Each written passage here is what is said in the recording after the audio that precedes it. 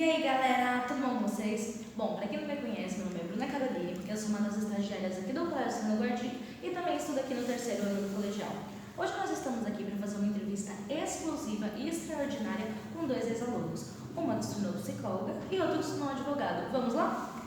E aí, vocês podem contar um pouquinho pra gente sobre vocês? Olá, eu sou a Mayara Roberto Muniz, sou psicóloga clínica, também sou técnica do Núcleo de Pesquisa em Violência e Psicologia Jurídica pela Universidade de Guarulhos e acabo atuando na área de questões raciais. Também sou psicóloga voluntária na Associação Mulheres em Movimento e trabalho na minha clínica particular. Meu nome é Arthur, eu sou advogado, tenho 23 anos. Eu sou inscrito na OAB de São Paulo e faço parte da Comissão de Direitos Humanos e Diversidade Sexual da OAB de Guarulhos. Sou especialista em Direito Civil, Direito de Família e Sucessões. Muito legal, bom conhecer vocês. Agora nós vamos começar com a nossa entrevista. A primeira pergunta eu gostaria de direcionar ela para você, Arthur. O que te fez escolher essa profissão de advogado? Bom, a advocacia em si eu só decidi por um curso mesmo da faculdade, porque a faculdade mesmo, que é a faculdade de Direito, né, é muito mais ampla do que apenas a advocacia. A faculdade de Direito eu decidi no decorrer do ensino médio. Eu fiz um técnico em serviços jurídicos pela ETEC, daqui de Guarulhos, que atualmente é o Martin Luther King, mas antigamente era a Maria Augusta Saraiva. Fiz esse técnico em serviços jurídicos, em torno de 1 ano e meio, e ao final, ao término desse técnico, eu decidi que eu iria para a área do Direito. Não necessariamente para a advocacia, mas para a área do Direito. Comecei a fazer faculdade e no decorrer dos anos eu comecei a estagiar em alguns escritórios de advocacia e logo me encontrei dentro da área da advocacia em si, mais ainda dentro da área de família, sucessões e direito civil. E agora você, Nara, eu gostaria de saber um pouquinho sobre a sua profissão. Nós sabemos que tem diversas áreas na psicologia. Em qual delas você atua? Eu sou psicóloga clínica. Sim. Eu trabalho, geralmente não, eu realmente trabalho na clínica, tanto que eu tenho um trabalho de voluntária nessa associação que eu citei anteriormente, mas acabo fazendo palestras em escolas, né? Inclusive aqui na Universidade de Guarulhos foi uma em que o Arthur e eu fizemos algumas palestras para na verdade, se não me engano, do oitavo ao segundo ano do ensino médio, né? Oitavo ano do ensino fundamental, nono ano do ensino fundamental até o terceiro ano do ensino médio. E acabo sendo chamada, né, felizmente, né, que é um trabalho bem interessante, acabo sendo chamada para poder fazer palestras sobre bullying, sobre cutting, sobre depressão, sobre respeito. Então a gente acaba também indo para essas áreas mais educacionais, apesar de psicólogo educacional não ter nada a ver com palestras, só para deixar claro. Eu gostaria de fazer uma pergunta. O que te motivou a escolher essa área e não as outras? Na graduação, a gente acaba tendo contato com várias psicologias, né? A gente é psicologia jurídica, psicologia educacional, a psicologia do trânsito, psicologia do esporte. Então a gente vê na graduação o que a gente tem mais vocação, o que a gente gosta mais. Na universidade a gente tinha uma bifurcação no oitavo semestre, em que a gente podia escolher ou pela clínica ou pela organização, e eu acabei optando pela clínica. É uma área que eu gosto bastante, me identifico, é uma área que eu sinto que eu vou bem. Olha, muito bom, dá pra ver o seu amor por essa profissão, né? Agora, vou dar uma pergunta para ambos. Como a vida escolar de vocês aqui no colégio os ajudou a tomar essa decisão de seguir essa carreira profissional? Bom, dentro do direito, antes de chegar dentro da carreira jurídica, eu gostava muito de história. Inclusive tive aula com o professor que ainda está aqui, que é o Luciano, e com essas aulas de história do professor Luciano e alguns outros professores também no ensino fundamental e no decorrer do ensino médio, eu criei essa empatia muito grande pela área de humanas, pela área da história. E especificamente no começo do segundo ano do ensino médio, quando eu decidi fazer esse técnico em serviços jurídicos, já foi com base nas aulas de história do professor Luciano. Então toda essa minha formação voltada mais para a área de humanas foi com base principalmente nas aulas de história, sociologia e filosofia dele. Incrível, muito bom, né? Ter uns profissionais aqui no colégio que ajudam na formação de decisão. E você, me conte? A minha história é muito parecida. Nós tivemos professores que marcam a gente, né? A gente tem mais afinidade com uns, outros com outros não. Isso é natural que aconteça. E o meu foi o mesmo Luciano, tiveram outros professores, como por exemplo a Edivânia. São professores que sempre estão fomentando o pensamento crítico, sempre falam assim, tudo bem, ó, isso aqui é o que está sendo dado, o que você pode pensar sobre isso? Tentar mesmo sair fora da caixinha, e comportamento humano, psique humana, por que as pessoas fazem as coisas, por que fulano faz tal coisa e não outra, é uma coisa que sempre me interessou, né? A subjetividade humana. Então acabou eu seguindo essa área aí, e aí eu não me vejo fazendo outra coisa. E agora que você já tem toda essa bagagem profissional, tem algum acontecimento que vocês gostariam de mudar no passado de vocês como estudantes? Não. Eu acho não. A minha compreensão é que tudo o que aconteceu fomentou para que eu fosse essa pessoa que eu sou agora. Claro, se eu pudesse mudar, por exemplo, um dia que eu fui muito arrogante, muito que eu fui... Mas era o que eu consegui ser na época, e eu não poderia ser outra coisa, nada além de mim mesma, né? Então, acredito que o que a gente fez antes, tudo que a gente falou, todo o choro, toda a irritação, toda a alegria, serviu para o meu pensamento de agora. Então, eu não mudaria nenhuma vírgula do que eu fiz ou falei. Exato, eu também não mudaria porque nós tivemos, pelo menos eu tive a decisão, eu tomei as decisões que eu tomei naquela época, com a mentalidade que eu tinha, com o pensamento que eu tinha, com o grau de instrução, o grau de maturidade que eu tinha para aquele momento. Eu acho que as decisões que eu tomei à época, mesmo que a gente para pensar que algumas coisas talvez poderiam ter sido um pouco diferentes, mas nada significativo. Teria continuado estudando aqui, teria tido aula com os mesmos professores, teria continuado seguindo a mesma área. Eu me sinto bem dentro da área que eu estou. Foi muito bom ver que vocês não têm arrependimentos em relação a isso. Agora eu vou perguntar um pouquinho mais sobre o lado pessoal de vocês. Visto que vocês já estudavam aqui da escola, de que modo vocês se aproximaram aqui? Bom, a gente estudou juntos em 2012, no segundo ano do ensino médio, e no período da faculdade nós ficamos um pouco distantes, né? Eu estudava em São Paulo, trabalhava em São Paulo, ficava o dia inteiro fora de casa, e a Maiara, com a vida dela, toda aqui em Guarulhos. Mas atualmente nós voltamos a conversar, mais para o final do ano. Sim. Mais para o final do ano passado, 2018, nós voltamos a conversar e a gente sempre... É aquela coisa, sempre curtia alguma coisa no Facebook, sempre comentava uma publicação do outro. A gente se separou fisicamente. Exato. Né? Mas mentalmente, interneticamente, a gente continuou super conectado. Sim. E aí o que acontece? Nós voltamos a ter essa amizade, que a gente sempre mais próximos, né? E aí eu e a Mayara, um dia conversando, nós trouxemos à tona esse projeto sobre bullying, sobre esse intuito de conversar com os alunos, sobre a questão do bullying durante o ensino médio, durante essa questão do ensino fundamental também. E eu trouxe para ela, olha, naquela época eu não tinha conhecimento sobre as consequências jurídicas que a gente tem, por exemplo, em relação ao bullying, né, sobre as consequências psicológicas. Então eu conversei com ela e falei, olha, Mar, o que você acha da gente conversar? Ela também complementou a ideia e a gente voltou a ter um contato mais direto. Então nós fizemos esse trabalho não só aqui, mas em outras escolas também, e pretendemos abrir para muitas outras escolas. Com certeza. Agora a sua parte. Questão de... mas a mesma coisa, eu não conheci ele de forma diferente da que ele disse. Realmente, ele se aproximou do segundo ano do ensino médio e desde o início a gente sempre foi muito complementar. Sim. Né? Acho que é isso que foi uma amizade muito estranha. Não estranha, estranha no sentido de que a gente se aproximou muito fácil, ficamos amigos muito fácil, né? E, aliás, até discordo de uma coisa que ele disse, não é que voltamos a ter amizade, a gente nunca parou. A gente nunca parou. Né? Tanto que quando a gente se encontrou, a gente tinha a mesma alegria, o mesmo humor. Alegria. A gente já estava de cavalo pela faculdade. Não, sim, mas a mesma coisa no sentido de companhia do outro, né? O fato de nós termos uma bagagem tanto acadêmica quanto de vida, isso também fez com que amadurecesse também a nossa amizade e não ficou aquela coisa assim de ensino médio mesmo, não ficou na superfície, né? A nossa amizade amadureceu assim como a gente. Sim. Muito legal, realmente muito bonito ver a amizade de vocês desse jeito. Mas agora eu gosto de fazer outra pergunta. Há 10 anos, vocês imaginariam que estariam onde vocês estão agora? Sim.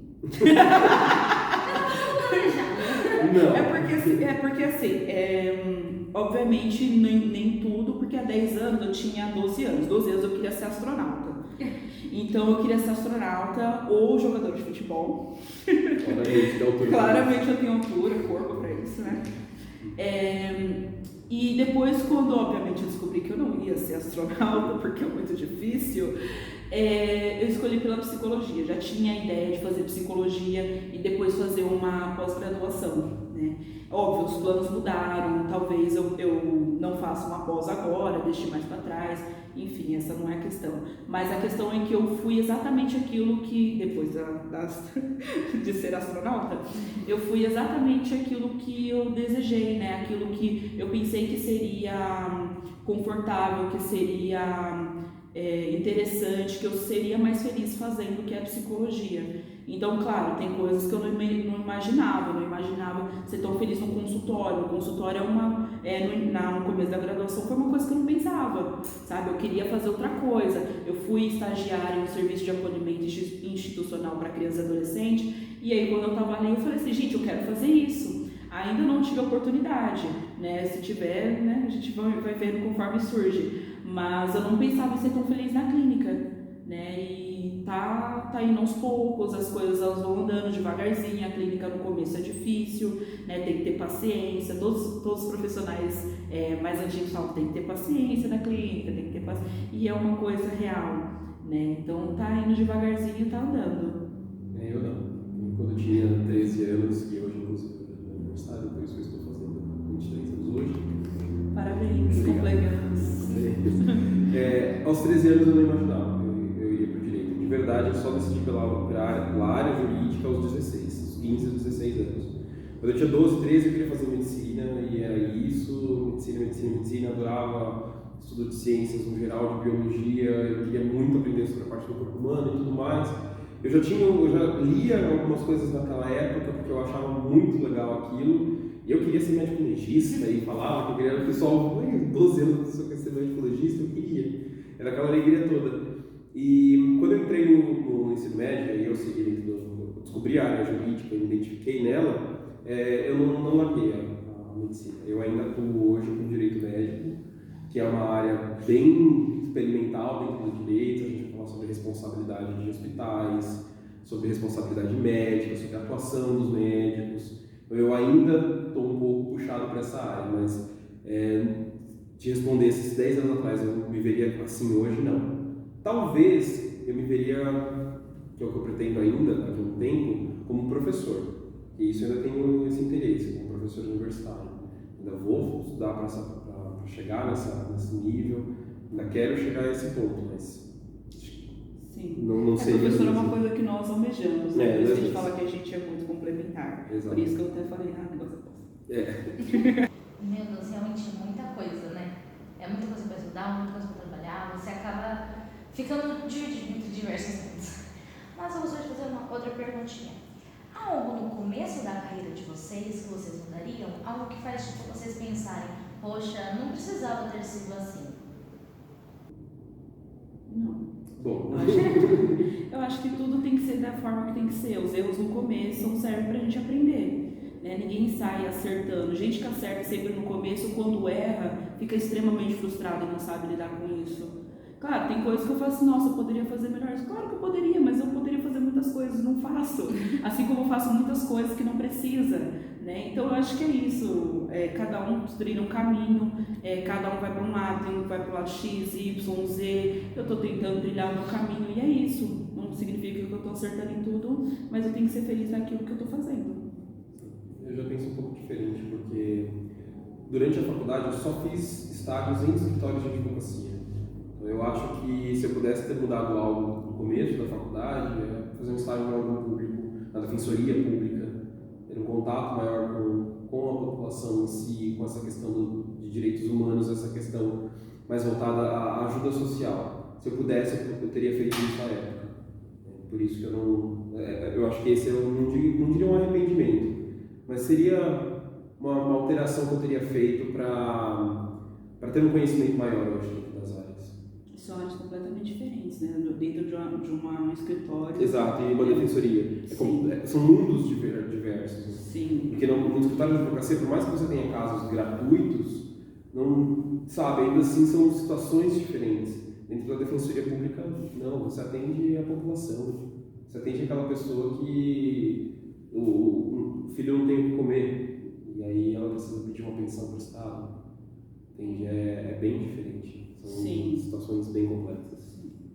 São casos extremos, né? Que você realmente vê o que está acontecendo com a população. Sim. É o que eu faço para consertar um pouco dessa impossibilidade que eu tive no começo da faculdade, atuando hoje. Então hoje eu já busco uma atuação mais próxima da Defensoria Pública, faço parte dessa Comissão de Direitos Humanos da OAB justamente para ter um acesso maior à população, de poder ajudar as pessoas que precisam ser ajudadas. Porque a faculdade muitas vezes é para isso. Sim, realmente impressionante. Mas que dica vocês poderiam dar para os alunos que estão aqui no colégio hoje, de forma que isso pode ajudá-los a escolher a sua futura profissão? Olha, como uma pessoa que pensou em 12 bilhões de profissões diferentes ao longo da adolescência e da infância, eu diria que foque bastante mesmo naquilo que você gosta. Mas além disso, naquilo que te traga, não só o que você gosta, mas naquilo que te traga um prazer, uma sensação de alívio, uma sensação de prazer mesmo, enquanto você atua com aquilo. Se aquele adolescente ele gosta de atuar, cara, vai para a área da atuação. Se é isso que você gosta, vai. Se você se sente bem, se sente prazeroso fazendo isso, vai para essa área. Questão financeira, a gente pensa bastante. Os nossos pais, principalmente, pensam bastante nisso.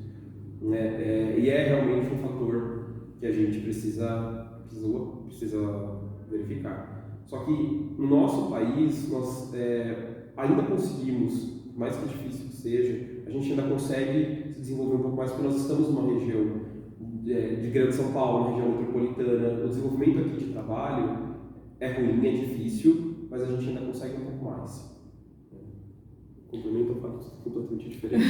Primeiramente, calma, né?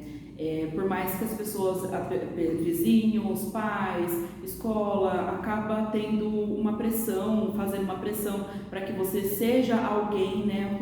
O danado seja alguém, né? Que você tenha isso, que você tenha aquilo, que você planeje a sua vida até os 27 anos e usufrua depois dos 27 anos toda a sua riqueza que você vai acumular, né? Nesses 10 anos, 17 a 27. Mas, né? Ter mesmo consciência de que nem todo mundo precisa fazer faculdade. Não quer fazer faculdade? Vai fazer um curso técnico. Não quer fazer curso técnico? Vai fazer mecânico, vai mexer em carro, vai fazer qualquer coisa que realmente traga uma felicidade, que a gente até brinca, dinheiro quem dá é mãe, né? O resto a gente corre atrás. Então tem mesmo que ter um planejamento, mas não precisa ser aquela coisa incrustada, embustida, aquela coisa que é congelada. Olha, eu vou aqui, vamos todo mundo sair do ensino médio e ir para a faculdade. Depois da faculdade vamos ter um emprego. Não, muita gente é feliz fazendo muita coisa, não necessariamente precisa de uma faculdade, mas se quer fazer faculdade, seja feliz naquilo que você quer fazer, né? E trabalhe para isso, busque contatos e tudo mais. Acho bem importante também testar o que você quer.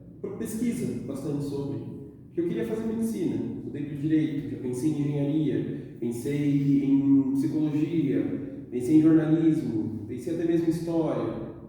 Conheça, converse com as pessoas que são dessa área, questione para eles como é a vivência, o que eles entendem dentro de cada uma dessas áreas, vá atrás dessas coisas. A gente tem uma sociedade da informação gigantesca, a gente consegue buscar informação de um modo muito fácil. Sim.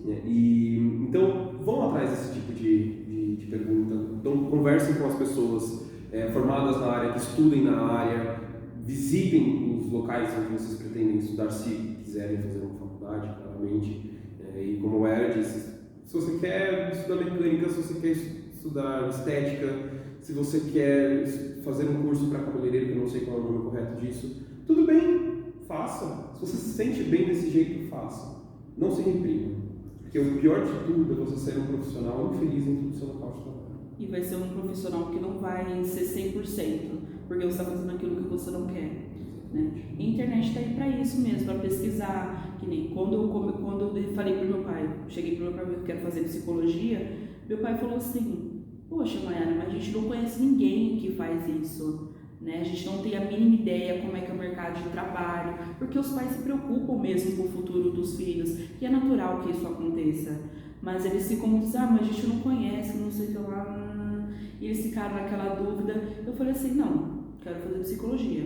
E os meus pais, bem criados, da forma que me criaram, modéstia à parte, eles apoiaram, né? Não teve muito o que fazer além disso. Eu expliquei o porquê que eu queria psicologia, o porquê que me interessava essa área, e eles falaram assim, tudo bem, você quer fazer? Faça.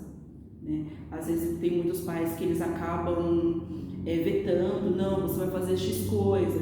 Então assim, pode acontecer que futuramente esse adolescente goste? Pode, mas a probabilidade de não gostar é maior.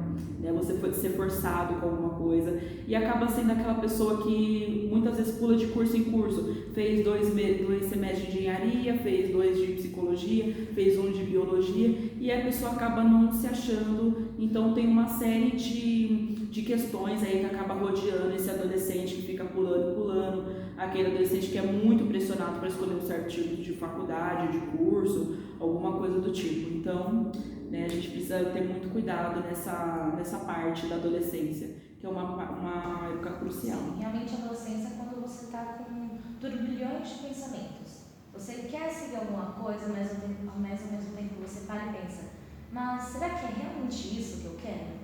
É a época das decisões. Dúvida natural. Isso é tudo complicado, você muda para tudo. Mas agora eu gostaria de mudar o foco da nossa entrevista. Agora eu gostaria de fazer algumas perguntas sobre a palestra. Principalmente, como que surgiu essa iniciativa de fazer palestras sobre o bullying? Bom, Isso foi com o Arthur. essa iniciativa surgiu da seguinte conversa. A minha mãe, ela é pedagoga, então ela tem um contato grande com alunos, ela também trabalha em escola. Então, a minha família toda, por parte de mãe, é toda voltada ao âmbito educacional. Então, minhas tias todas são professoras, a minha mãe é professora, meu pai foi professor durante muitos anos. O contato dentro de sala de aula eu sempre tive conforme o meu crescimento. E, recentemente, minha mãe trouxe algumas questões voltadas ao bullying que ocorriam na escola dela. E, com isso, ela conversou comigo, ela falou, olha, como que funciona a responsabilização, a questão jurídica disso? E aí eu comecei a explicar para ela, falei, olha, a gente tem isso e aquilo, comecei a falar da questão, inclusive, criminal, tem alguns alunos que mesmo adolescentes já podem, até mesmo para a Fundação Casa. Eu fui falando desse sentido, e eu falei, mãe, tem uma amiga, Mayara, ela é psicóloga. Eu falei, eu vou conversar com ela, porque eu acho que a gente precisava falar com os adolescentes, com as crianças, com os adolescentes sobre essa situação. E aí eu já estava conversando bastante com a Mayara nessa época, chamei ela um dia e falei, Mayara, o que você acha sobre isso? Ela falou, eu gostei. Aí um dia ela foi lá em casa, a gente começou a montar um material, minha mãe leu junto com a gente, com a visão dela de pedagoga, falou, olha, eu acho interessante isso e aquilo na questão da escola. A gente montou tudo e eu entrei em contato com a escola, com a diretora Ana, com a dona Ana, falei para ela que a gente tinha esse projeto, viemos aqui, eu e a Mayara um dia, apresentamos para ela, mostramos tudo que a gente tinha, e aí ela gostou bastante e falou, olha, vamos fazer as palestras então, para vocês conversarem. E aí foi esse período todo, de manhã e à tarde, que nós conversamos com vocês. Nós fizemos a roda de conversa. A roda de conversa, exatamente, não foi uma palestra, uma roda de conversa que a gente faz. É importante que é mais interativo, né? Eu gosto desse meio de roda de conversa, desse meio de troca de informações. Isso. Porque você compreende o que eles entendem como bullying, né? A palestra basicamente fala assim, gente, bullying isso, causa isso. Não, né? A gente não gosta desse termo, dessa forma de fazer, né? Que a informação é passada unilateralmente, né? A gente fala e vocês ouvem. Não, a gente pensou num espaço que fosse confortável, né, de uma forma que também não tivessem representantes dentro da sala, que a gente, né, para vocês ficarem livres, porque a gente é alguém de fora, né, muitas vezes vocês têm receio, adolescente tem receio, de tipo, vai contar para fulano, ciclano, ou senão o professor tal vai ver. E não é essa a nossa ideia, né? Nossa ideia é compreender a demanda que vem de vocês, o que tem de bullying. E muitas vezes acabaram tendo assuntos complementares da adolescência, né? Bastante. Nós tivemos um retorno muito bom dos alunos durante mesmo a roda de conversa. Porque, como a Mayara disse, nós preferimos deixar a roda de conversa sem interferência de professores, sem interferência da direção, da coordenação. Então, éramos apenas nós com os alunos. Nós falamos para eles, todos nós aqui somos iguais, todos nós aqui estamos conversando. Então, teve uma boa participação, no geral, dos alunos. Então, eles trouxeram outras questões psicológicas, né? Trouxeram sobre depressão, sobre cutting, trouxeram sobre ansiedade, trouxeram sobre abandono parental, eles trouxeram essas questões psicológicas e também as jurídicas, né? No abandono parental, a alienação parental, alguns casos inclusive sobre adoção, porque alguns filhos adotivos podem se sentir um pouco deslocados, então eles vieram trazer não só as questões psicológicas, mas também as jurídicas sobre isso, e as dúvidas no geral. Principalmente em direito criminal, que é o que todo mundo gosta de saber. Sim. Mas achei interessante também que muitas vezes trouxeram dúvidas da adolescência em geral. Foi. Aí você fala assim, nossa gente, que delícia, isso aí tá sendo adolescente, eu sofrendo como adolescente normal, tem que sofrer. É assim que a gente gosta. É assim que a gente gosta, assim, aquele adolescente que tá cheio de dúvida, aquele adolescente que brigou com fulano e não sabe como é que pede desculpa. E isso é muito interessante, porque a gente traz um tema que muitas vezes, dependendo da sala, se torna muito pesado. Né? E as pessoas, quando a gente fala, as pessoas elas são impactadas pelo tema de formas diferentes. Então a gente sempre disponibiliza no final da roda de conversa para que falem com a gente individualmente. E é nessa que esses temas de alienação e tudo que o Arthur citou anteriormente aparecem. Mas também aparecem essas questões que são super da adolescência, assim, de como não saber lidar com um colega que gosta, não sei. Então, assim, é uma delícia, porque dá uma refrescada mesmo naquilo, né? Porque assim, você tá aqui, alguém falando de um tio que XYZ, aí depois fala assim, nossa, eu não sei como é que eu volto a falar com a minha amiga que eu gosto muito dela. Aí você fala assim, é uma delícia. É uma delícia. A pergunta de agora tem realmente a ver com isso. Como vocês se sentiram quando viram o que os alunos eles estavam compartilhando com vocês? Então, eu não sei pro Arthur, mas para mim a novidade foi estar em uma escola, mas o que eles trouxeram não é novidade, porque eu já vi isso na clínica, eu já vi isso em outra escola que eu estagiei, eu já vi isso na casa de acolhimento que eu também estagiei. Então, assim, as temáticas não são parecidas, né? As temáticas são parecidas, mas obviamente tem as especificidades daquele aluno, né? Óbvio, cada um tem uma história, então cada um vai ter um contexto e uma forma de lidar diferente. Então, mas claro, eles expõem muito a vida, o que aflige eles pra gente, e a nossa única regra é que a gente não tem regra na roda, né? A única exceção a essa regra é que assim, a gente só vai falar com alguém sobre aquilo, primeiro, se você deixar. Segundo, se você for se machucar por machucar alguém, que é a terceira regra. Se você corre um risco de vida iminente, a gente olha para aquela situação e analisa que tanto aquela pessoa que trouxe para a gente quanto o terceiro estão correndo um risco de vida, aí nós precisamos intervir. Sim, o mesmo que o adolescente não queira falar, mas a gente pega e fala claramente, não é feito nada por baixo dos panos. Olha, esse aqui é um assunto delicado, eu vou precisar reportar para alguém superior. Que no caso é a diretora Ana. Então a gente também tenta fazer esse trabalho de intermediação, né, que eles compreendam que o que eles falam ficará seguro, que a gente vai dar o melhor suporte que conseguiremos, né, que conseguimos no caso, mas que se for alguma coisa grave realmente não tem como, a gente precisa reportar, é até uma questão ética. Sim, para mim eu não tive um impacto tão grande.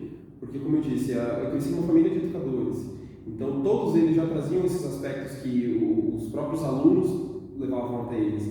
Então, ouvir alguns relatos de alguns alunos, por mais que fossem tristes, que fossem aquela situação desesperadora, eu infelizmente sabia que aquilo acontecia. Então eu não tive surpresas. Logicamente eu tive algumas surpresas pela quantidade, pela gravidade de algumas situações. E isso a gente tem não só aqui, a gente teve em outras escolas também. Isso me surpreendeu bastante, foi quanto a essa questão. Mas o principal, pelo menos para mim, foi saber que depois dessa situação, depois que a gente conversou com essas pessoas, nós tivemos um certo retorno positivo. Então, alguns alunos trouxeram essa questão para a direção, não só aqui, mas também em outros lugares. Levaram essa questão para os seus superiores, para os seus pais, conversaram, os pais mesmo comentaram, né, na nossa publicação da escola, perdão, que houve esse tipo de retorno. Então, eles gostaram bastante. Então, isso para a gente foi bem vigorante, foi bem... Sim, exatamente. E o interessante disso tudo é que o Arthur não, mas eu fiz palestras em escolas públicas e particulares, e eu consegui perceber o quanto que a interferência social, o meio social, interfere na vida pessoal deles, né? Coisa que na particular não acontece, ou se acontece são casos isolados, né? Na pública tem muito mais a questão da pobreza, tem muito mais a questão de comunidade, né? E é o que seja até natural, né? De violência eu já não concordo, eu não sei se eu já ouvi, mas eu concordo. Mas de violência eu já não concordo, sabe? Não sei se você vai recordar, mas a violência, talvez a violência do meio, né, seja menor, sabe? De policial, coisa do tipo. Sim, mas a interna, né? Não a violência a interna no ambiente escolar, mas sim aquela violência externa. Sim, também a gente vê que o pessoal da particular tem uma certa proteção mesmo, né? Sim. Muita gente não sabe nem o que é a Fundação Casa. Sim, aqui mesmo. Eles não sabiam que menor poderia ser apreendido. Exato. Né? Então, assim, você vê assim que aí já na pública não, né? E você, então, tem um irmão, né? Então, essas questões. Então, assim, na pública, às vezes aconteceu do garoto você estava sofrendo porque a mãe estava sendo agredida por um traficante. Né? Então, assim, você vê que o meio interfere muito na vida Então, assim, acaba sendo até mais difícil de você trabalhar uma criança.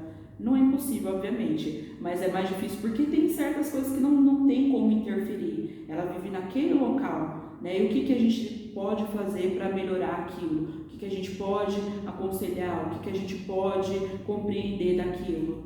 Né? E a gente faz o que pode com aquilo que a gente tem. Uma frase que eu gosto, a gente faz o que pode com aquilo que a gente tem. Né? Não tem como tirar recurso de onde não tem. Agora, uma outra pergunta para vocês. Vocês já sofreram ou até mesmo praticaram bullying? E como é que foi essa situação? Então, o bullying acaba sendo um meio que as pessoas elas fazem brincadeiras que ofendem o outro, né? E isso acaba sendo normatizado entre os adolescentes. Então, acredito que a Arthur vai ser uma resposta muito parecida. A gente já praticou e como também já sofremos, a gente já praticou um com o outro. E a questão é como que você lida com isso, né? Sim, o bullying, mais uma vez como a Maia disse, ele foi algo comum na nossa adolescência. Então, da mesma forma como nós praticamos, nós também sofremos com aquilo, porque nós não tínhamos o conhecimento de fato sobre como ele funcionava, sobre o que ele é. Apesar de que no segundo ano do ensino médio, nós fizemos um trabalho sobre cyberbullying, né? Foi o que está sendo cultural, inclusive. Verdade. Mas é basicamente isso. É verdade, a gente já teve uma bagagem anterior, né? Acho que por isso que a gente se interessou tão fácil pelo tema. Sim. Mas agora que você já tem toda essa experiência profissional, toda essa experiência pessoal, vocês lidariam de forma diferente com o bullying do que lidaram naquela época? Eu acho muito injusto a gente olhar para trás com a experiência que a gente tem e falar, nossa, eu faria muito diferente, eu ficaria menos deprimido com tal coisa. É aquilo que eu disse, a gente não poderia ser alguma coisa diferente daquilo que a gente foi. Né? Então, tudo foi trabalhado, toda a experiência foi trabalhada para eu reagir daquela forma. Né? Independente de qual forma que foi, se for uma forma mais agressiva, se for uma forma mais passiva. Então, eu acho covarde, né, a gente pensar assim, nossa, olha, naquela época eu faria. Lógico que eu faria, hoje eu sou outra pessoa, eu não sou a mesma Maiara que terminou o ensino médio. E é natural que a gente pense isso, mas é injusto conosco, né? Então, não lidaria de forma diferente. Mas assim, se eu tivesse essa bagagem como eu tinha aquela idade, lógico que eu lidaria de forma diferente, né? Uma forma muito mais saudável psiquicamente. Exatamente, mesma situação.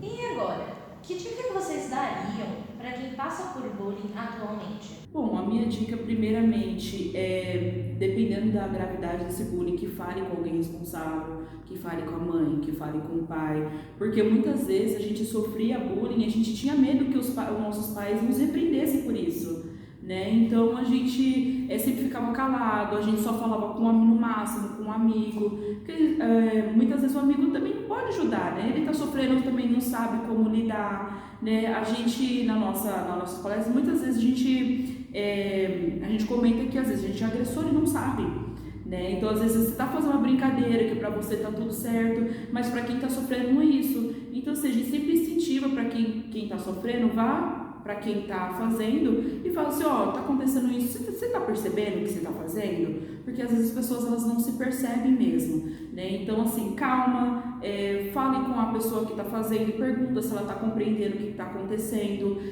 fale com o pai, fale com a diretora Ana, fala com a coordenadora, não deixa mesmo se passar, porque as consequências psíquicas disso, e o Arthur talvez fale até as jurídicas, né, elas podem ser bem graves. Sim, e é importante, né, que a gente foque também no ponto em que nós também somos praticantes de bullying de forma inconsciente, alguns de forma consciente, claramente, mas de forma inconsciente também. Aquele comentário maldoso que a gente fez sobre um colega, aquela brincadeira que se tornou hostil, que se tornou grosseira, muitas vezes aquilo é um bullying que a gente está fazendo contra a pessoa. Então é importante para que você pare e reflita, para que se de fato o seu comportamento, se de fato o que você fala, o que você faz, se aquilo está afetando o outro. Se eu sou hoje chamado de gordo, eu não me incomodo porque eu sou gordo.